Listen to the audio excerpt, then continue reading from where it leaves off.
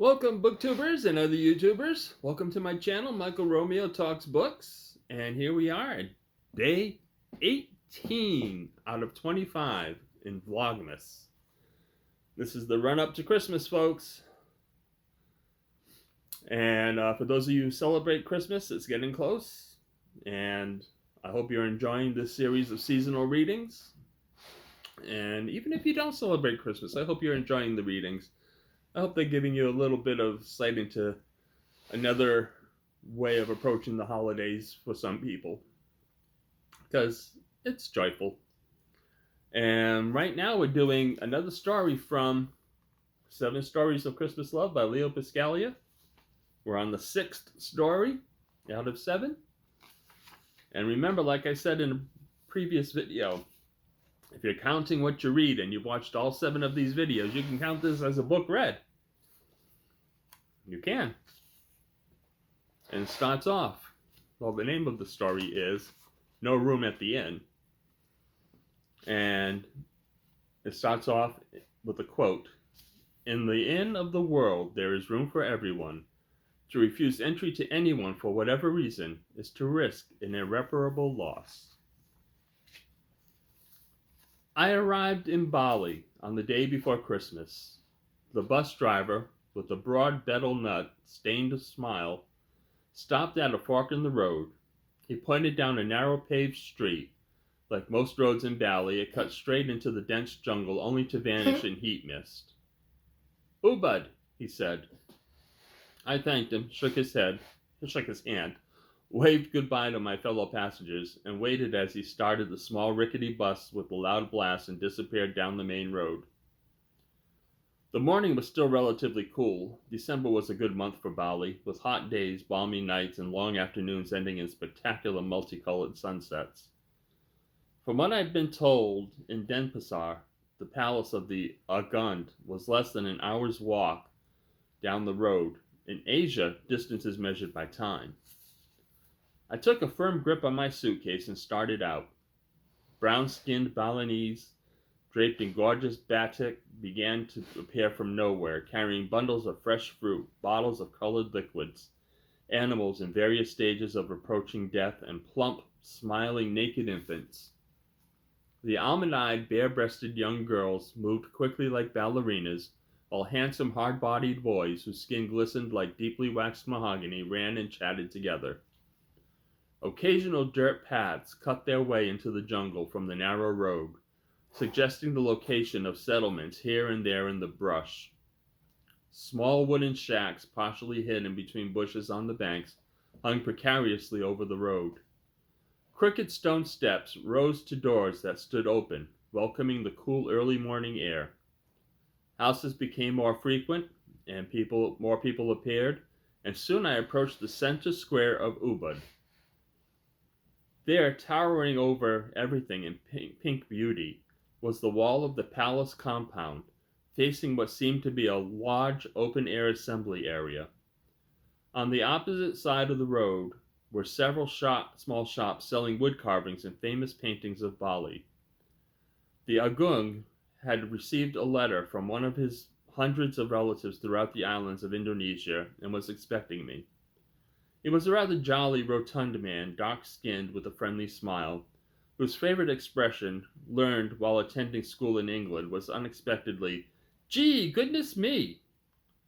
"Gee, goodness me," he greeted me. "I knew you were coming, but I did not know exactly when. Welcome." 2 little boys ran out and attached themselves to his fat legs below the drape of his knee-length sarong. "These are my sons," he said proudly, "and those playing, they are also my children. And gee goodness me, those women on the veranda are my wives. You will meet them tonight. Tonight we talk." There was a moment of silence as he detached his children gently from his legs and lifted them affectionately into his arms. "Ratab," he called. "Ratab is my servant." Ratab appeared dressed in Western-style clothes, all in white. His face was round, dark, alive, and with dancing eyes, a broad smile, and even white teeth. Ratab stood staring at me a while the tongue continued. "Will you stay here on the palace grounds, or will you take one of the cottages on the hill near the river?" He did not wait for my answer, but continued, I have many interesting guests now. An American school teacher on vacation from Sumatra, an Irish painter who came for a week and has been here for 7 years, and a very important person from the consulate in Jakarta. There is still room in the palace. There is no one in the cottages. I think I'd like a cottage if it means no additional trouble. Gee, goodness me, no. Ratab will be there with you to take care of what you may need. It will be good for him too. It will give him a chance to practice his English. We will send a servant ahead to get you the place ready, and Ratab will show you how to get there. It is not too far. As we started out from the court, he called, Gee, goodness me, come to dinner at 7. We reached the road and started up the slow incline that led to the cottages. Ratab explained that he was 17 years old, had a secondary school education, and was now studying English in Denpasar. He was neither shy nor aggressive, but had a simple, honest quality that was most charming. You will like the cottages, he said. I am happy that you chose to stay there. There are many flowers and birds, and all is green. You get no dust from the road, and at night, when all is quiet, you can hear the song of the river. I stay there only when we have a guest. I am happy that you chose the cottage. It's beautiful here, I said. It's a perfect place to spend Christmas. Christmas? He asked. What is Christmas? This was unexpected. I had forgotten that there were many in the world who had never heard of Christianity. Christmas is the birthday of the Christian God Jesus. Ratab was perhaps the most curious individual I have met in all my travels. Not simply a childlike curiosity, but a deep interest obsessed him that was not satisfied until he understood exactly, with no question, what was implied or stated. He would never allow a question in his mind to remain unanswered. Who is the Christian God Jesus? He asked. Like your God Vishnu, well, sort of. So I started a rather simple telling of the Christmas story. Until this time, as often as I'd heard the story, I had never realized what an exciting, charming, and delightfully mystical tale it is. As I spoke, we walked through a dense rainforest of lush ferns, tall tropical trees and shrubs that easily dwarfed us, and flowers that hung everywhere in splashes of orange, yellow, pink, and red, all entwined in the deep green of the landscape. I hear the river, I interrupted my tale. Yes, Ratab answered, it flows beneath the rope bridge ahead. But why would not the people allow Mary and Joseph to share their bed? I explained that neither Mary nor Joseph knew anyone in Bethlehem. This did not seem to make any difference to Ratab, who insisted that someone should have made room for them in their bed. But they did not know that Mary was to give birth to their God, Jesus. That is not important, Ratab insisted matter-of-factly. If Mary was traveling, if she was going to have a child, what matter is it if it were a god or not? They should have given her a place to rest. There was certainly no arguing with this statement, and I realized that there were some things I would never be able to explain to Ratab. I changed the subject, telling him about the significance of the Christmas tree. He was delighted with the idea and the giving of gifts, and laughed at the thought of a jolly old Santa Claus, though I was not quite able to explain the connection between Santa Claus and the God Jesus to his satisfaction. Why does not Santa Claus dress as Jesus? He asked. In a few moments, we had come to a steep gorge, green and rich with color. At the bottom rushed a clear river, purring its way over and round rocks of odd shapes and sizes. This is our river, Ratab said. It is a most sacred river because all our ancestors are buried here, and their remains flow in the stream. We bathe here each day. You must bathe with us. We crossed over the shaky rope bridge. Below were groups of naked people splashing happily in the river, washing their sarongs and drying their bodies in the warm sun. Tell me of the snow in Bethlehem, Ratab said suddenly. Of what use is snow? And then you must explain why they would not let Mary and Joseph stay at the inn. After crossing the bridge, we made a sharp turn to our right and down a steep stairway. There, in a natural garden of grass and flowers, stood 4 square thatched-roofed cottages. You must take the top cottage, Ratab told me. From it you can see the mountains, the river, the valley, and the sky. Each cottage had a large living area covered with palm branches and open to the jungle. The bedroom was half as large, with wall-length pull-up shutters and a small Western-style bed. The bathroom had a cesspool and a stone sink into which fresh water was poured daily for washing. The water was carried up from the river. All around the rooms were small oil lamps made of clay. The hard dirt floor was swept clean. It was now shortly afternoon. The sun was hot, but pleasant. Ratab went off for a while to send the houseboy for food. The Christmas story had made a great impression on him. He accepted it without question, except for the fact that Mary being denied lodging. Certainly, two persons do not take up very much space. It is very strange indeed. I looked out into the afternoon. The sun's rays pierced through leaves and flowers like an X-ray, each one a unique, intricate design and color. When Ratab returned, he was followed by a tall, thin young man with shy and downcast eyes. His brown body was partially covered with the fading batik loincloth. His long legs were straight and muscular. He carried a tray covered with small dishes of exotic foods, which he set before me. Then he left without a word. Ratab sat beside me and explained each dish as I ate the subtle-tasting savory mixtures. Now and again one could hear the sound of footsteps and laughter as the natives walked down the cliff on their way to the river. Some paused to look at us, seemingly delighted that one of the cottages was again occupied. When I finished eating, Ratab said, "Now you must rest. Later I will take you to bathe. If you want anything, call Adja. He will be here with you all the time, night and day." He had no sooner said this than Adja appeared to remove the tray. He did not raise his eyes as we were introduced. I removed my clothes and climbed into bed. From a reclining position, I could see the tops of the tall palms, some orange and purple bougainvillea, a fluffy edge of a white cloud and the blue sky, and the heat became more intense. The afternoon awakened, all at once, with the myriad sounds of life in Bali, the buzz of the insects, the murmur and splash of the river, the soft footsteps, voices and laughter. Adja entered silently and lowered the shutters. I fell asleep instantly. It was late afternoon when Ratab awakened me. It was still hot and my sheets were wet with perspiration. "It is time to bathe," he said. He carried a patterned batik, which he helped me tie around my body. The path down the cliff to the river was wide enough for only one person to move along with caution. It was padded firm by the many hard-soled bare feet that mounted and descended each day. Ferns and flowers bordered it, hanging gently just out of reach. What before had been the constant sibilant sound of the river now became a roar as we descended into the graceful, buoyant, bouncy, descended into the gorge. Sorry, I skipped a line there. From above, the river had seemed narrow and gracefully bouncy, but at close view it revealed its rushing strength. In some places the water was clear enough for us to discern the stony bottom. In others the river floor vanished in foam and deep color. Clever damming created the bathing areas.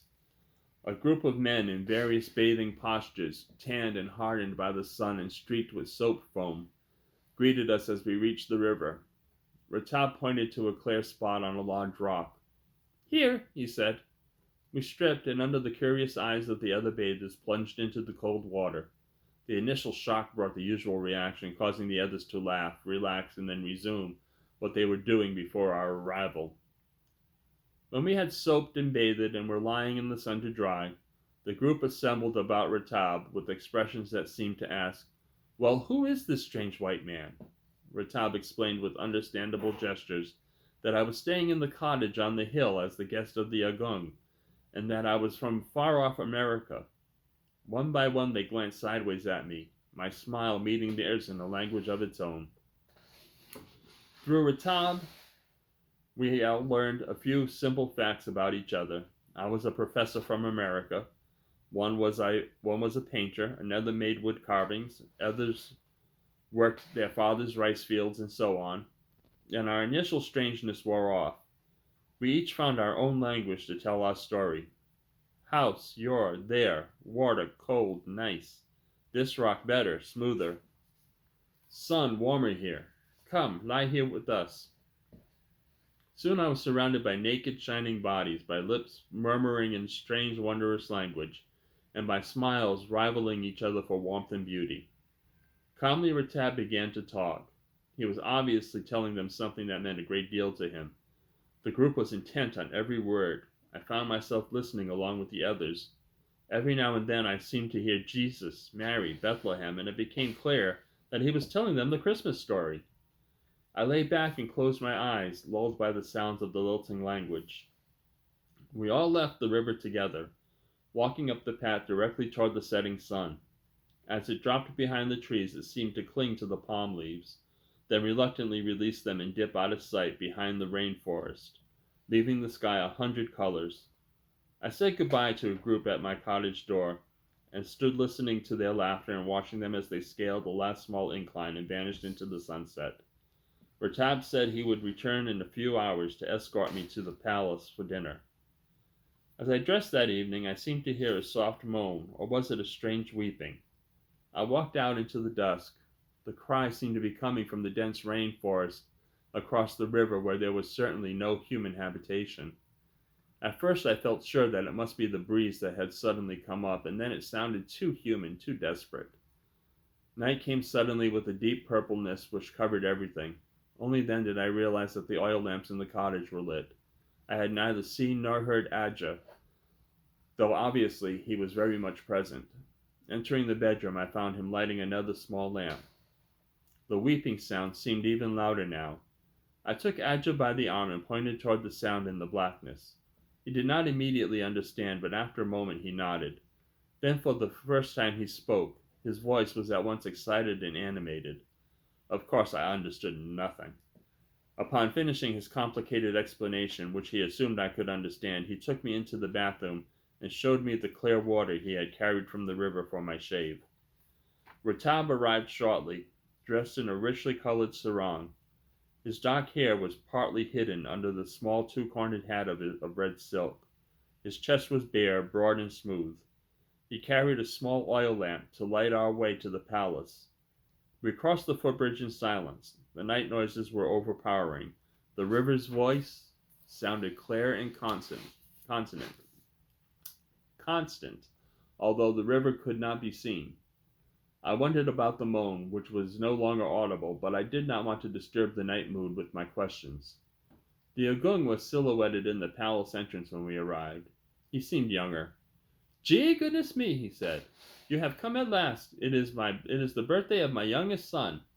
They are waiting for us." He took my arm and led me through the small, dimly lit square and into the cluster of trees and flowers. "Ratab told me that you related the Christmas story to him." "Yes, it will be Christmas. I have ordered a Christmas dinner for you. You seem to have won over the young men of our village. You will find them very sincere and very good. I am happy that you want to know them." We entered another court, typical of the inner courtyards of Balinese homes, surrounded by the tall walls and containing several small structures, huts, a place of worship, and studios. In the rear of the compound was a small elevated stage. Informally seated about it were all of Agung's children, 20 or more, and several beautiful women. On the platform were an old priest, a woman, and the birthday child. The Agung mounted the platform, kissed the child, and sat on a large chair. He insisted that I follow him and sit next to him in the place of honor. The ceremony was short and consisted mostly of sharing an odd-tasting drink and murmuring a short prayer. This was followed by much rejoicing on the part of the children and by the eating of wondrous sweets and savory fruits. A large white sheet was then stretched across the platform, and after everyone had gathered before it, a puppeteer worked behind it, treating us to a fantastic shadow play. The story was simple and required only a word or two of explanation. The Agung was delighted that I was acquainted with their holy book, the Ramayana, as it was an episode of this epic that was being produced. For about 15 minutes, Rama battled the forces of evil with those of good, and the children watched as he succeeded. The puppeteer supplied all the voices and manipulated the various graceful, grotesque puppets with ease. The Agung rose when the performance was over. "You must see the truly great stories done by the master," he smiled to the assembled group. A child ran to the Agung to be picked up and hugged to his bare shoulder. Gee, goodness me, he said, handing the child to one of the women. Let us go to dinner. We walked back to the palace dining room, which was lit with oil lamps of great beauty. There, on a large round table, were more than 20 dishes, with a large suckling pig in the center. The odors were fantastic. Seated on cushions around the table were the other guests. The American schoolteacher was about 30 years old and wore Balinese dress. He was obviously trying hard to appear Indonesian. The Irish painter had a strong, straggly beard, spoke with a brogue, and smiled deeply and calmly, as if he had achieved some secret insight from his 7 years in Bali. Only the Indonesian dignitary from the consulate was in Western-style clothing and seemed strangely out of place in the group. When the introductions were over, I was seated on a pillow at the table, and two graceful women silently began to serve us. The Agun cut the pig, taking great pains to see that each of us had his share of the crackling skin. Each dish was elegant: fish, vegetables, rice, fowl, fruit.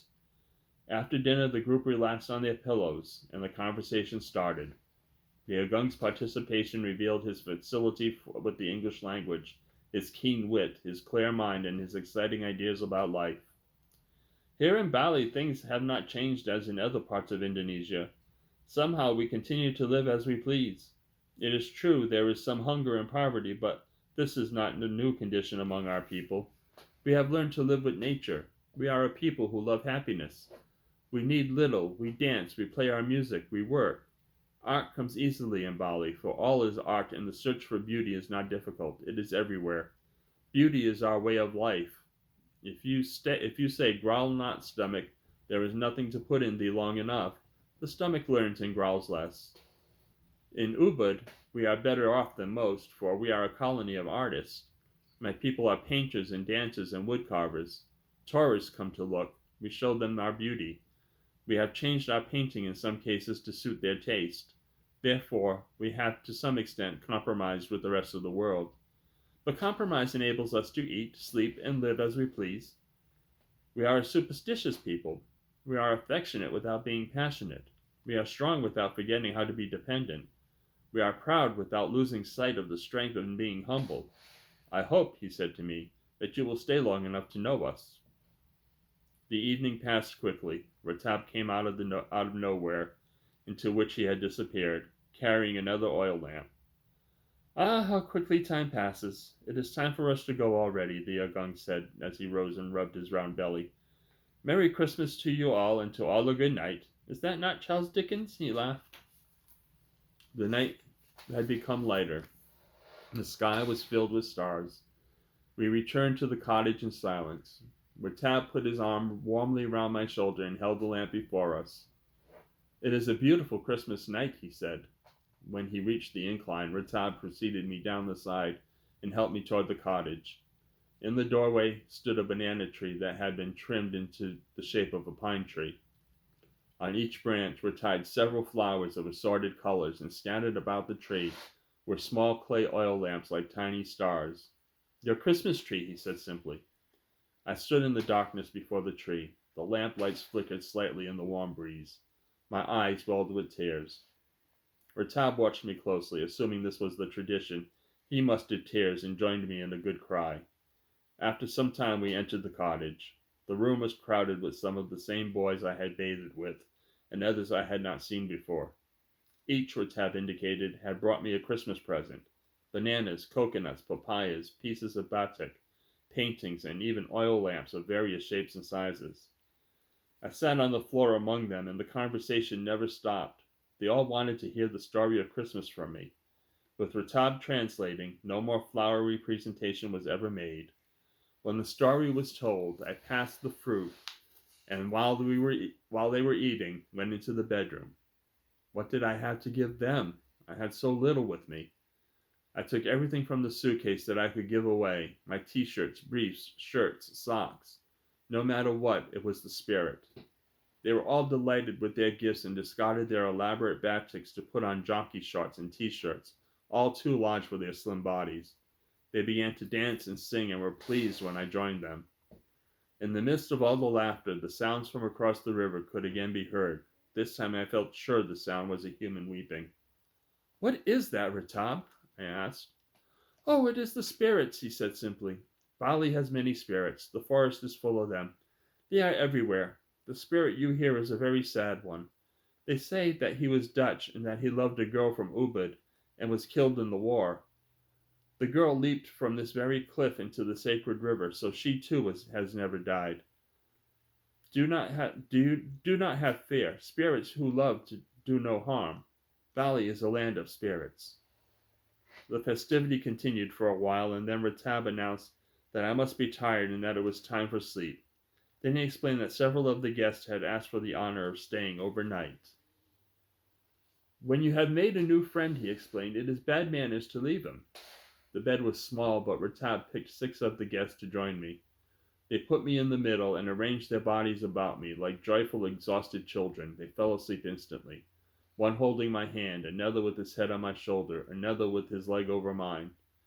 I stared up at the thatched roof and listened to the even breathing of my bed partners. The light of a single oil lamp danced about the room. Outside, the Christmas tree glittered beneath the stars. Ratab, who had taken the place of honor at my side, slid his arm under my head. I still don't understand why they could not make room for Mary. After a moment of silence, he said, Well, Merry Christmas, and fell asleep. Would you like to go to Bali and celebrate Christmas there? I think I would. I bet it's very different. And that's our story for today.